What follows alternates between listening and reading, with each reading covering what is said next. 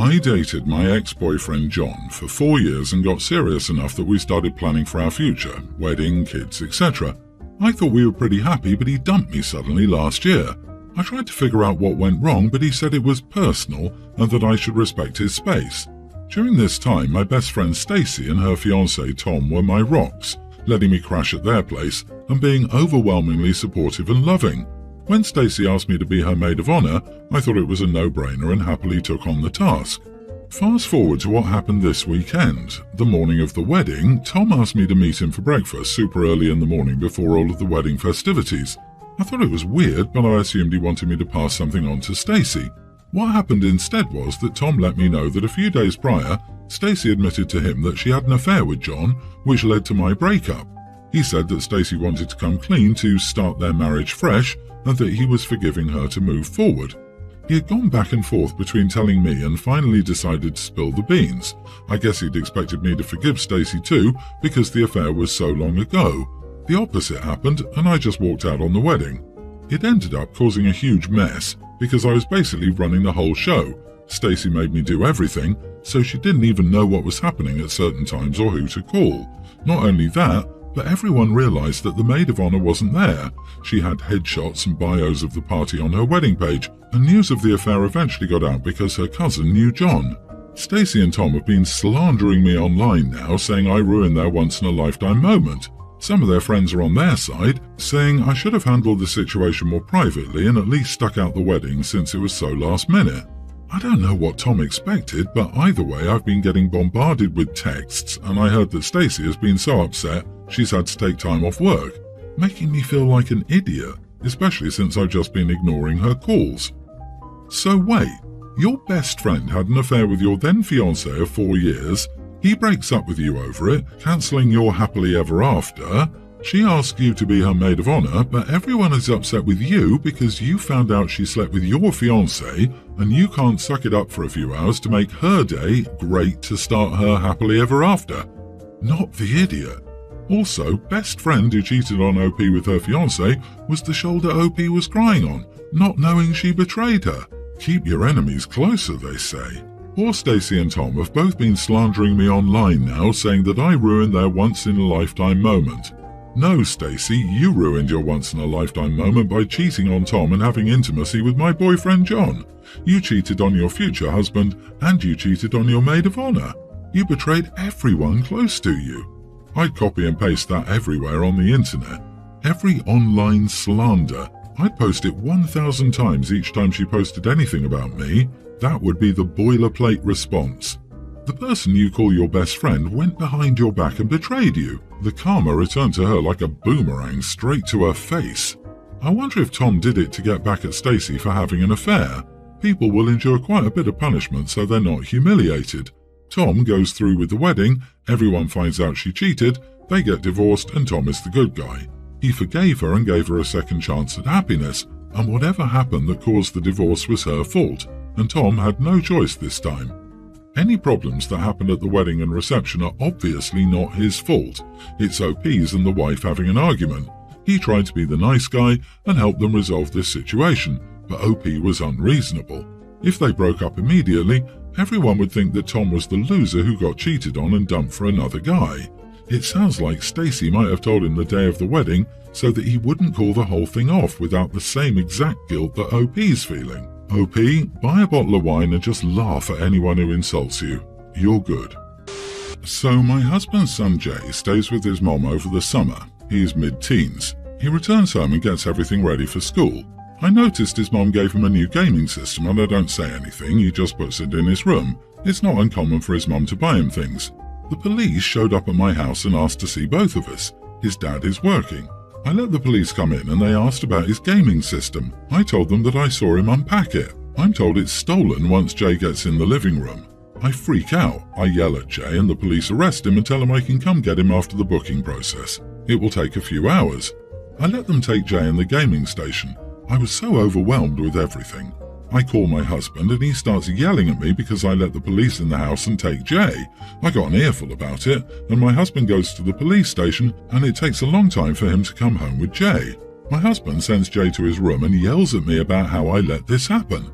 I shouldn't have let them into the house and I shouldn't have told them Jay was home. I said, why?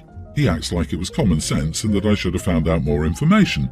He calls me names like stupid and naive. The fight turns into me asking how was I supposed to know how to act? I was taught better than to cover for a criminal. My husband said Jay is not a criminal. I pointed out he was literally just arrested for freaking stealing. My husband told me to get out. Because of this, I'm staying with my sister and her husband. They're in just as much shock as me because they would never have thought to be rude to the police either and not allow them in. You are the idiot. In the future, do not talk to the police. Get a lawyer and only talk to them with your lawyer present. You should not have allowed them in without a warrant, and you should not have allowed you or your stepson to talk to them without a lawyer. And you really shouldn't have allowed your stepson to speak to the police without one or the other of his parents there. Never, never, never, never, never let the police into your house without a warrant. Just to be clear, Jay was accused of a crime, not convicted of one, so for you to assume he's a criminal automatically would bother me too if that were my son. Plus, you don't know the exact circumstances as to how the console was obtained. For all you know, his mom could have bought it from a third party, so again, who are you to call a 16-year-old a criminal when you just made an assumption based on what the police told you? You failed Jay in a big way. Wait, what? If the police knock on my door in a home that I own where I know I'm following the law, I'm going to let them in because that's what law-abiding citizens do. Belgian here. The police are here to help us. OP is not the idiot for not knowing your stupid rules of engagement with the police. People acting like everyone knows this. Meanwhile, in the real world, people let cops in. Get the heck out with all these you are the idiot votes. I'm from the Netherlands and I would also let the police in, even offering them tea or coffee. I'm really wondering how the US can be the land of freedom with all those reactions. The police didn't randomly show up at her house. They didn't randomly figure the kid had stolen property. They had a reason why. They explained it to her and she, being a reasonable person, did what was right. Too many people watch too much television, thinking that asking for a lawyer will stop the police from doing their job. It doesn't. OP, you're not the idiot. Your husband's reaction is way out of line. He should be more concerned about his son and the issue that brought them to your door. I love my sister-in-law, 29, and brother, 31. They have 2 kids and my sister-in-law Rachel was a stay-at-home mom. She worked from home part-time but also cared for the kids and all the chores. I was over multiple times and the house was spotless. I thought she was just extra cleaning when she had guests, but no. When I had my kids, she showed me her schedule. She'd be up at 5 for meal prepping for the whole day. She never stopped and many of her tips helped me with my home. Now my brother lost his job and it was decided that Rachel would go back to work full-time and he would stay at home. The kids are in kindergarten and 1st grade. He has this on easy mode. I've been over to help sometimes since he just sucks at it. The house is always a mess. The kids are usually late to school. He asked me to drive them after the school talk to him. He doesn't cook. It's just sad. He got into an argument with his wife since dinner wasn't done and she had to make it. He was ranting about how it was unfair and that he was trying. I told him it's pathetic he can't do the basics of what his wife did. He has 8 hours free, he's still doing his hobbies, and he can't keep the house clean. I told him she would divorce him if he didn't stop being lazy and figure it out. He left after calling me a jerk, and my mom is now on me for what I said. Not the idiot, she worked part-time and did it all. He has no job at all and can't even somewhat cut it. How the heck were the kids late? I mean, one time can always happen, but consistently? I think being a stay-at-home parent is hard, but with both kids going to school, he should have the time to do the most of it. Everyone's the idiot here. There could be a million things going on, it's just hard to know without being there. Is he depressed because he lost his job? Is he feeling inadequate? Is he feeling resentful because somewhere in the back of his mind, he's struggling with the swap in gender roles? I don't like jumping straight into this assumption, but it certainly isn't unheard of. Or is he simply lazy? Did your sister-in-law give him her schedule? Oh, he somehow has time for hobbies. Interesting. He's an incompetent adult father and spouse. The children are school-aged. He has all day to get things done while the children are in school.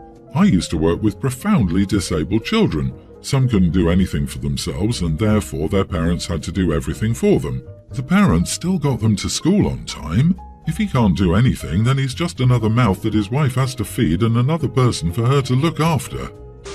I, female 18, have a half-sister Emma, 29, but not her real name. There's a lot of conflict between our parents that involves cheating. Me and Emma have the same mom but different dads. I had more of a distant cousin relationship with Emma growing up and only saw her on special occasions, and I never really knew what she was up to. Emma and her daughter, kindergartner, moved into my mom's apartment with us a few months ago because she's having financial troubles. She's a single mom and the dad was never in the picture. Here's where we get to where I might be an idiot. My niece essentially has the same name as me, except a C is replaced with a K. So for the story's sake, let's say my name is Chloe. My niece's name is Chloe with a K. Not our actual names, just an example. Emma didn't name her after me and said she liked the name. Fair enough. Now that they're living with us and I have to use her name a lot more, it has felt weird to call her by the same name I go by, and it's also gotten confusing. I've started calling my niece Special K as a nickname. She loves it and thinks it's cool and calls me Auntie C. Emma brought it up to me in private and asked that I stop calling her the nickname. She said it comes off as disrespectful that the nickname isn't her name and that she gave her real name for a reason. I was a bit floored by this and I said it's not that serious, so long as niece likes it, what's the problem? Emma said it's not difficult to call her by her actual name and said I won't understand because I'm not a parent. I didn't want to upset Emma over something so trivial, so I tried to call my niece by her actual name again, but then niece got upset and asked why I wouldn't call her Special K anymore when it's our thing. I felt guilty and reverted back to the nickname, but now Emma is super angry with me and won't hear me out on my side here. Am I the idiot? Not the idiot, and I'm giving the older sister the side-eye for naming her daughter the same name as her younger sister while insisting, she's not named after you, I just like the name. Then pulling this attempted power move of insisting OP calls her niece by her own name. She's literally trying to steal her sister's name and replace Sister Chloe with a baby Chloe. It's the most disrespectful thing she could possibly do, and trying to enforce the name with this worthless nonsense about being prim and proper about names is beyond the pale. The sister is a total idiot here, and the nickname should stand. OP, throw your sister under the bus. Tell your niece her mom won't let you. The only person who gets to decide if they want a nickname is the person whose nickname it is. If your niece asked you to stop and you didn't, you would be the idiot. But she wants you to call her that, so that's it. Also, you guys need to come up with a nickname for Emma. Grumpy E, so long as it was pronounced Grumpy. My friend Dahlia, 21 female, and I, 22 female, have been living in an apartment my parents own for college. We split utility bills while she also pays $300 for rent. It's a 2-bedroom, living room, kitchen and 1.5 bathrooms in a nice area. $300 is not nearly how much rent for that place would cost under normal circumstances. Nevertheless, our parents are civil with each other, so the massive discount was agreed upon on the premise that we split utilities. I don't pay rent as my parents own it, but I work and spend my own money on daily needs and groceries. Delia doesn't. Her parents pay for everything.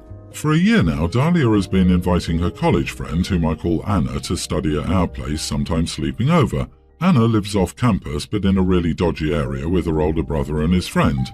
More than a month ago, Dahlia asked if Anna could stay over for a week. I told her no problem because I had a vacation set for that time. When I got back 9 days later, she was still at our place, so I asked Dahlia when Anna was going home, as I'd planned for my friend to come over for the weekend. She told me Anna got into a fight with her brother and didn't want to be there right now. I was annoyed, but I never found an issue with Anna, so I just asked her to leave by the end of the week. She didn't. 3 weeks passed and bills came in almost double what they were previously. I sat down with Dahlia and gave her a rundown of the bills and she seemed surprised. She said to me, "I'm not paying that much." I looked at her and joked, "Yeah, you're not, your dad is." Dahlia got angry and entered her room. I thought the joke didn't land well, so I knocked on her door to apologize, but I overheard Dahlia ranting about how I don't even pay for anything, so I wouldn't understand why her parents were mad. I entered the room, told Anna to pick up her stuff and leave. She seemed embarrassed, but 20 minutes later she left. I asked Delia what she meant by that, and she said, "The bills are twice as much as last month, and Dad is going insane over why he has to pay this much when you even had a guest over." I told her she'd be a hypocrite if she thought my friend staying over for a weekend affected the bills nearly as much as Anna living here for a month.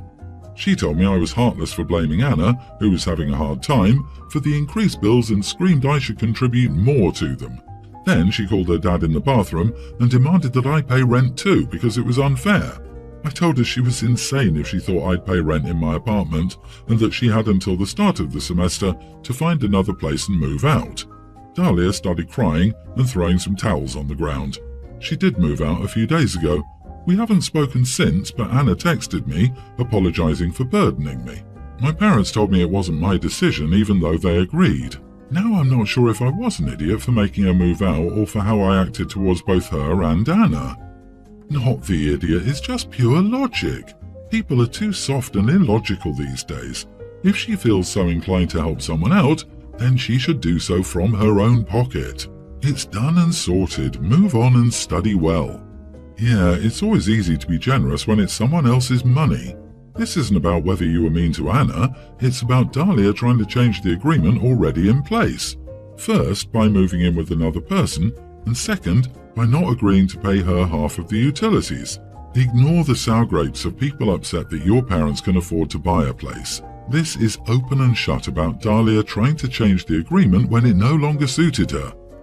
Everyone's the idiot here. You had no business evicting your rent-paying friend because you didn't have that right.